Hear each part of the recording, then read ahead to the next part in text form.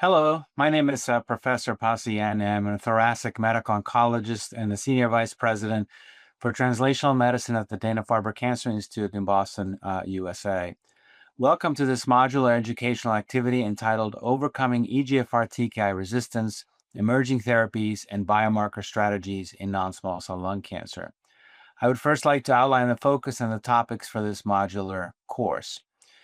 This is the first module in which we will discuss EGFR-TKI resistance in non-small cell lung cancer, latest advances on actionable targets, MET and HER2, as well as practical insights.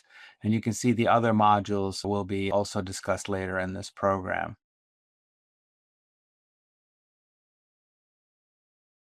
So EGFR mutations occur in about a third of non-small cell lung cancer, particularly in adenocarcinomas.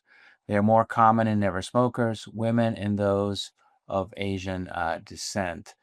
Third generation EGFR-TKI osimertinib has become the standard of care for patients with advanced EGFR mutant non-small cell lung cancer, those with the EGFR exon 19 deletion and L858R mutations.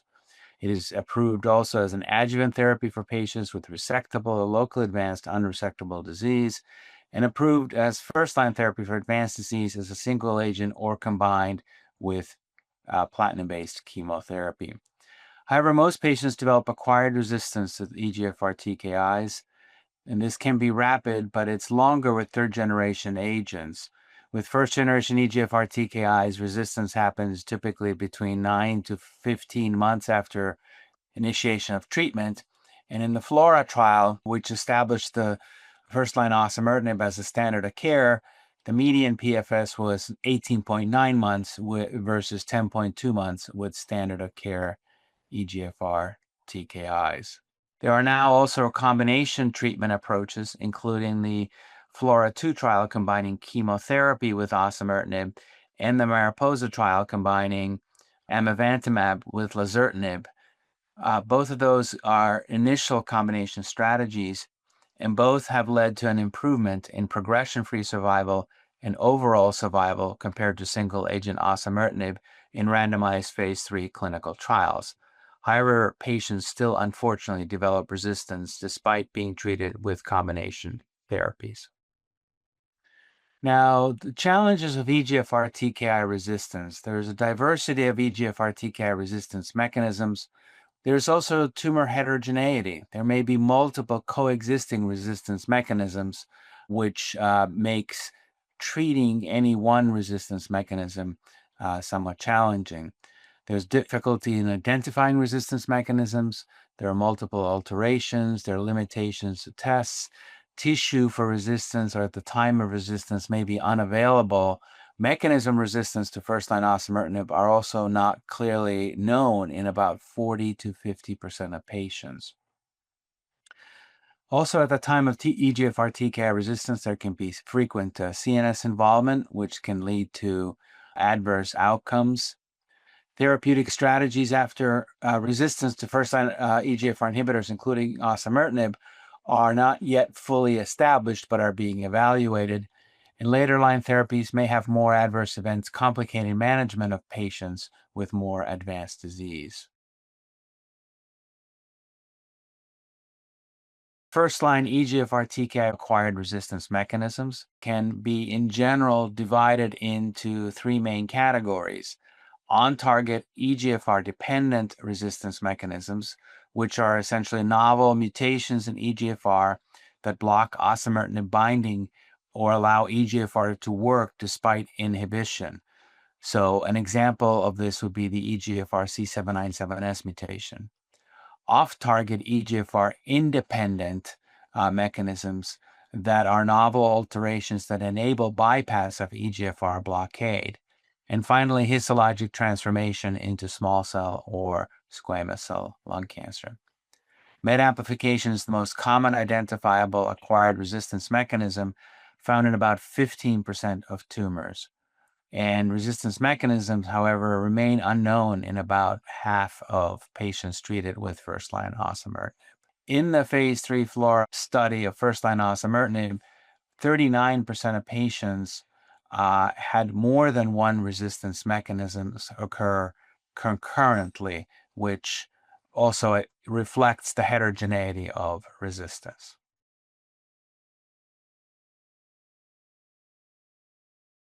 Effective therapeutic strategies post-EGFR-TKI are yet to be fully established. Chemotherapy remains a mainstay, but response rates remain relatively low, with a response rate of about 30 to 35% and a median PFS between 4.5 to 5.5 months. And clearly, this is an unmet need for new therapeutic strategies.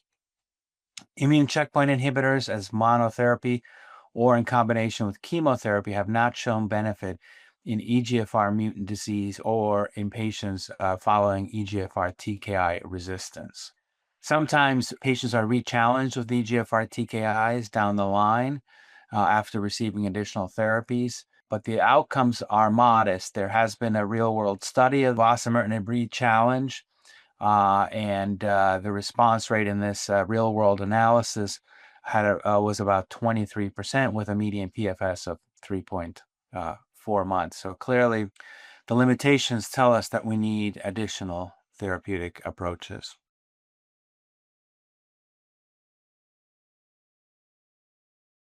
So potential means to address actionable EGFR-TKI resistance with MET and HER2. MET gene amplification is the most common off-target EGFR-TKI resistance mechanism, and MET protein overexpression also occurs, and amplification of the MET gene leads to oncogenic MET signaling.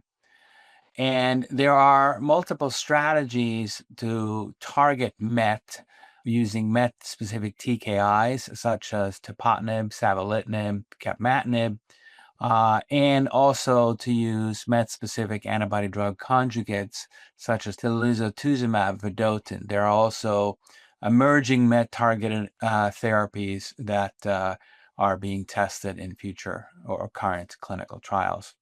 HER2 gene amplification is a common EGFR-TKI resistance mechanisms. Mutations in HER2 also leads to constitutive downstream signaling, and protein overexpression of HER2 can occur independently of amplification. So how do we target HER2 in the clinic? Well, there are emerging HER2 mutant selective TKIs such as zongertinib or zilovertinib, and also HER2-directed antibody-drug conjugates such as trastuzumab deruxtecan and trastuzumab rezetecan, which can be used to clinically target HER2. So in this video, we covered why EGFR-TKI resistance is a challenge in non-small cell lung cancer and how it occurs.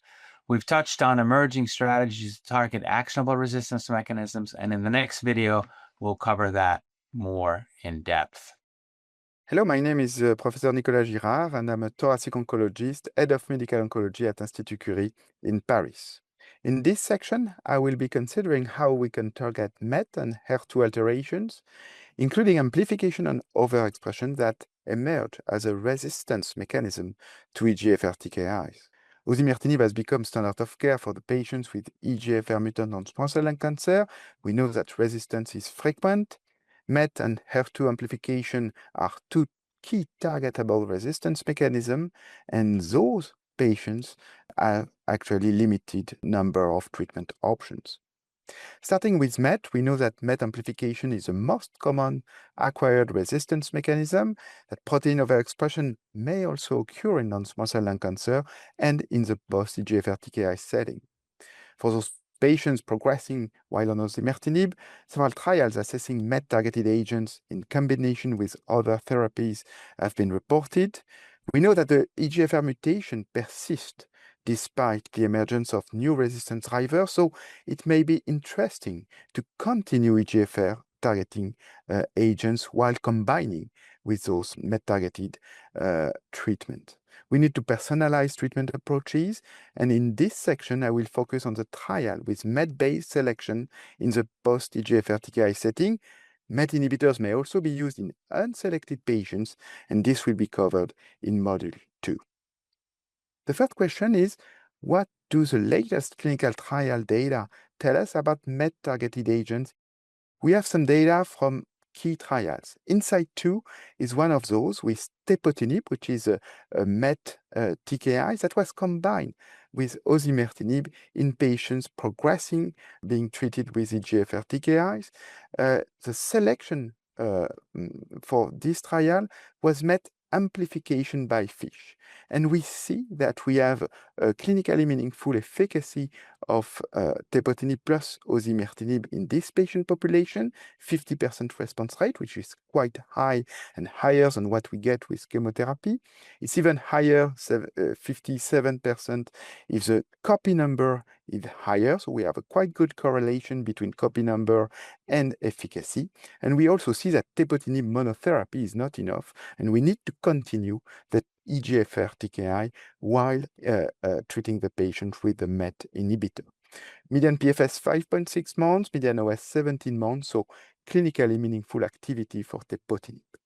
More recently, we have seen data with savolitinib, the SAVANNAH trial, again combined with osimertinib for those patients. Here the selection is based on amplification by FISH, but also on overexpression by IHC 3+ in 50% or 90% or more cancer cells on the biopsy. We see that again the efficacy is really high, 56% response rate in those patients, little bit lower if we expand the population on if we apply loser criteria to define MET activation.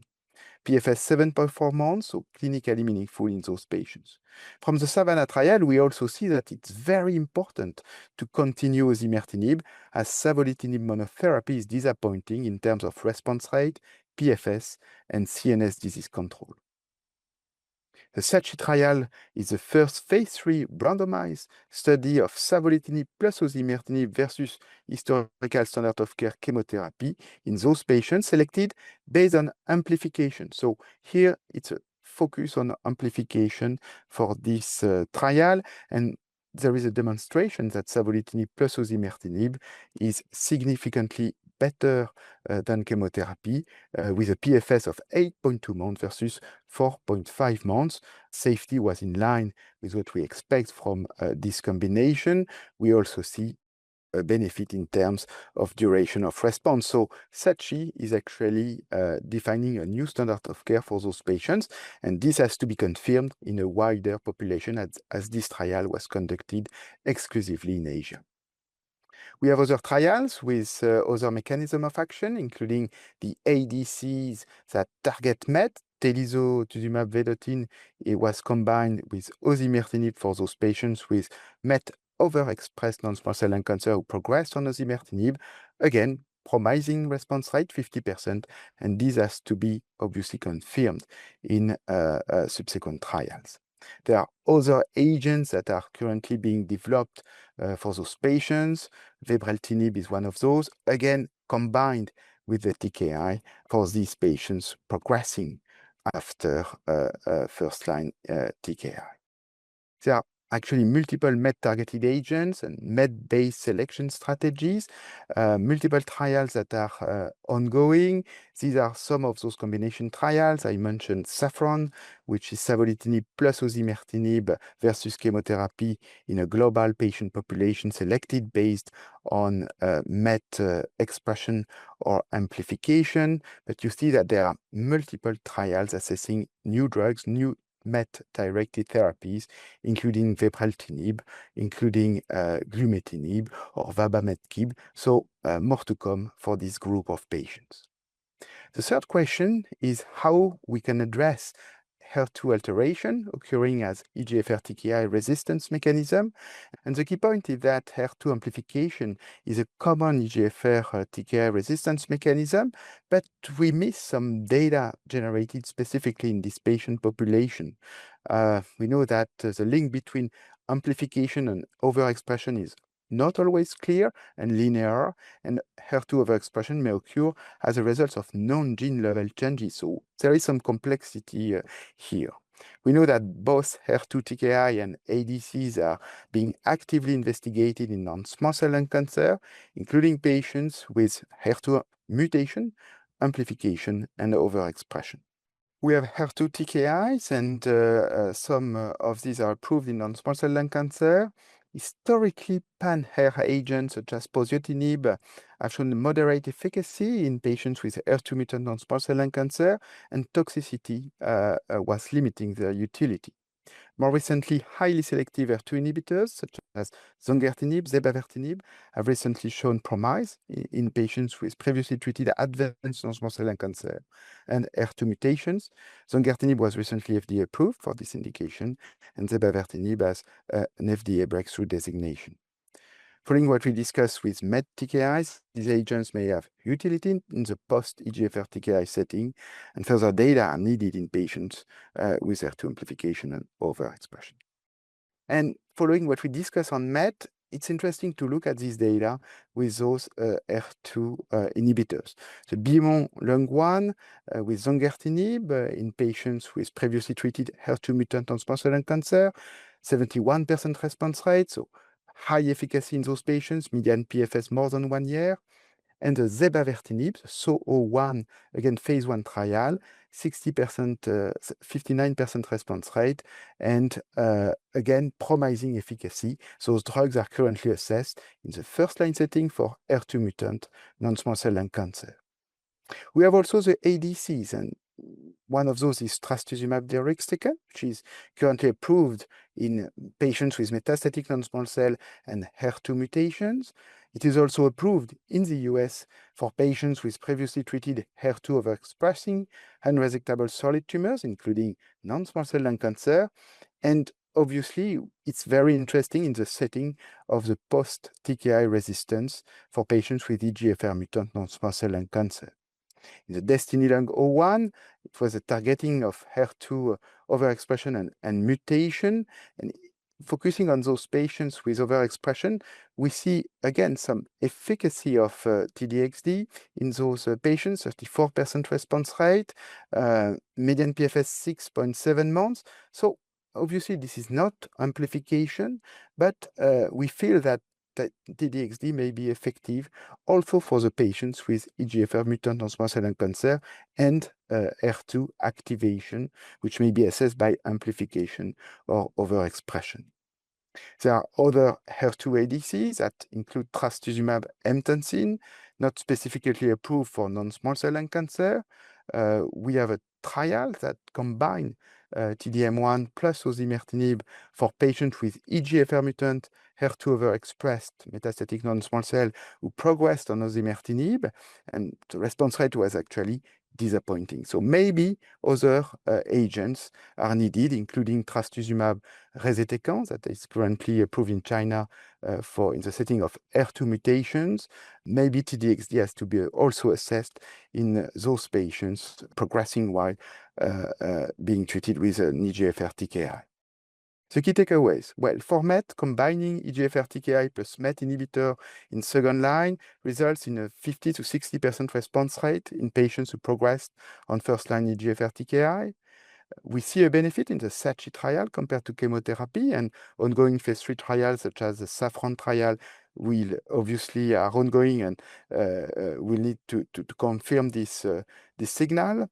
There is a benefit of combining the MET inhibitor with the EGFR inhibitor, and outcomes are actually similar regardless of biomarker use, amplification, or overexpression. For HER2, we need probably more data. We are further behind than MET for the setting of EGFR mutant non-small cell lung cancer. There is a less clear relationship between amplification and overexpression, and HER2 selective TKIs targeting mutations show promise in the first-line setting, and T-DXd has shown some efficacy in patients with mutations or HER2 overexpression. In this next section, we will be discussing the implications of some of the data we have just shared in the previous two sections. Let's first start by discussing what are the challenges in using targeted therapies in the post-EGFR-TKI setting. We heard about the efficacy, but certainly targeted therapies and combining MET or HER2 targeted therapies with osimertinib can lead to potential for additive and overlapping side effects. and treatment decisions must balance the efficacy against the added risk and patient comorbidities. So, Dr. Girard, how do you discuss this approach with patients who you see who may have a targetable resistance mechanism? Well, the key point is that when you have a targetable resistance mechanism, it opens the opportunity for delivering targeted agents. So we avoid chemotherapy-related adverse events, but we have some side effects. For the MET inhibitor, we know that peripheral edema is a class effect of any MET-targeted agents, whatever is the mechanism of action, TKI versus ADC. We know that for HER2 targeted agents in the post-TKI setting, we have probably to have some caution regarding ILD and pneumonitis, which is associated with HER2 targeted ADCs. We know that also cardiovascular side effects may occur with those inhibitors. So again, it's a balance between efficacy and safety. I believe that when a resistance mechanism is identified, very clear, MET amplification, HER2 amplification, it clearly lead to choose one of those strategies, and chemotherapy will be probably for later lines of treatment. In the definition of the treatment sequence, I think it's very important to prioritize the targeted therapies versus chemotherapy, but again, we have to be proactive in the management of the side effects.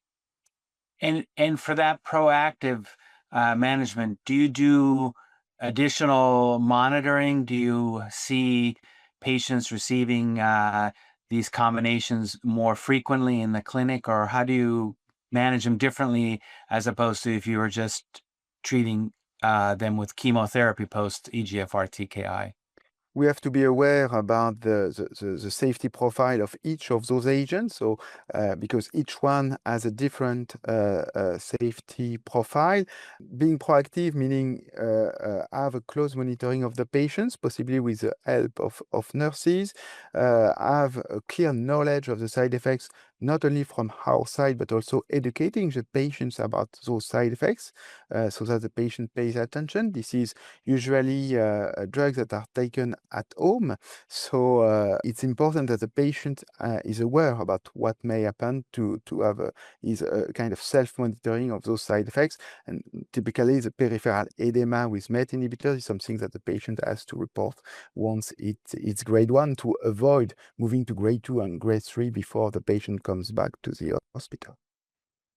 Yeah, and I would say in our own experience too, we counsel patients about the ADC side effects, especially ILD pneumonitis that you can see with HER2 targeted ADCs, and ask them to be in touch with us if they have any changes to their breathing or they develop a new cough or any other things that would make you concerned that there could be a pneumonitis underlying what's happening.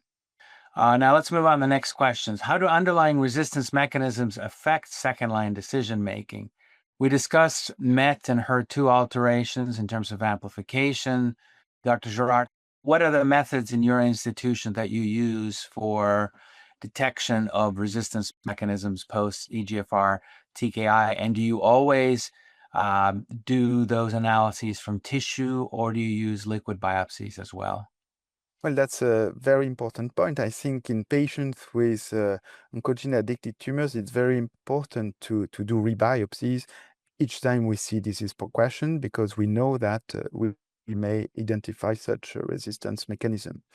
I prefer to do tissue biopsies because not only it will allow the molecular analysis, but we will be also able to have an histologic assessment. We know that some of these tumors may transform into small cell lung cancer, which may lead to a different treatment strategy.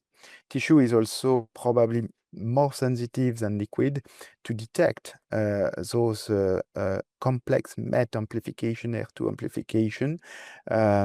FISH is a gold standard. It's done on tissue. This is what we do. We have also NGS that is systematically done for those patients. IHC for MET and HER2 is also something that we do. Still, there is some complexity, especially for HER2 IHC non-small cell lung cancer. We adapt the gastric cancer scoring. We probably need to work closely with the pathologist to discuss those specimens and what is the approach and what we expect as a resistance mechanism to drive our treatment strategy. Yes, I would agree. Similarly, in our institution, we prefer tissue samples for all the reasons you mentioned.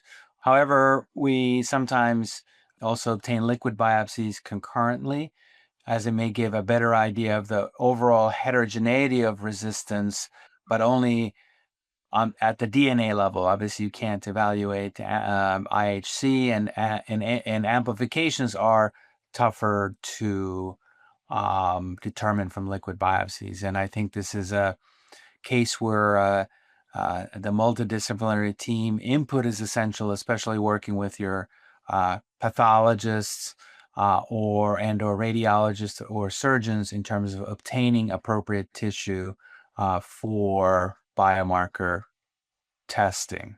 Of course, the other reason to think about tissue biopsies is that may allow eligibility for future clinical trials and further studies of the selected biomarkers, MET expression or amplification, HER2 expression and amplification. So, Dr. Girard, what are the clinical implications of looking beyond amplification of MET and HER2? Well, there are important points to look beyond amplification. First, this is a broader patient eligibility. MET and HER2 overexpression, which are detectable by immunohistochemistry, may actually identify patients who could benefit from targeted therapy, even in the absence of gene amplification or mutation. We saw that in the clinical trial data that I discussed. It's important to think about treatment beyond amplification, and overexpression provides an additional biomarker to guide the use of MET inhibitors and HER2-directed antibody-drug conjugates, such as TDXD, particularly in the post-EGFR-TKI resistant setting. It's also a way to have more flexibility for the diagnosis of the activation of those pathways. IHC-based detection of overexpression may complement FISH and NGS-based approaches. It's also important to think about how we refine the selection strategies, and the outcomes from studies like Savannah suggest that the degree of overexpression may correlate with treatment response. So it's a way also to think about what benefit we can expect in a given patient. So it supports the role of overexpression in the treatment decision making. Finally, to support those combination approaches, we saw that we have a growing evidence for combining EGFR-TKI with MET or HER2 targeted agents in overexpressing patients, which help to overcome resistance mechanisms and potentially improve outcomes. We've learned about EGFR-TKI resistance in non-small cell lung cancer, MET and HER2 amplifications, which are key resistance mechanisms. And however, those are not the only ones, and there are others as well, and others that are yet to be completely discovered and appreciated.